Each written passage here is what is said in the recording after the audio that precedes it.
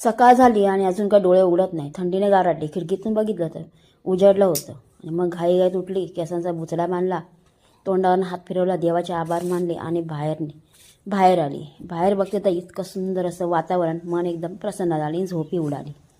मग काय थोडीशी फुलांशी गप्पा छप्पा मारल्या. त्यांचं हे फूल कसलं आहे नक्की कमेंट करून सांगा. आणि तगरीची फुलं, झाडाची पानं मात्र वाळून गेली, पण पक्ष्यांना त्याचा आधार किती आहे बघा. किती सुंदर असे पक्षी बसले त्या झाडावरती. एकटक बघितलं आणि मग पुढे निघाले. हे आहे गावठी गुलाबाचं फूल. किती सुंदर फुल आहे बघा, बघू शकता. इतका सुंदर त्याचा कलर, सुगंध येतो खूप छान. मग काय गार्डनमध्ये आली, बघितलं तर कोणीच नाही. मीच एकटी गार्डनमध्ये येड्यासारखी फोटोशूट करते. आणि मग थोडीशी बसली आणि मग निघाली घरी जाता आता सूर्यदेव पण दिसले आणि त्यांना पण नमस्कार केला. घरी आले आणि मस्त कोरी चहा घेतली आणि आता मी कोरी चहाचा आनंद घेते. निसर्गामध्ये फुलं आले. आज आहे रान साफ करणं मिशन, तर मी आज रान साफ करते.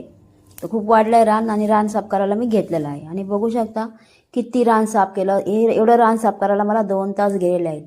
अजून भरपूर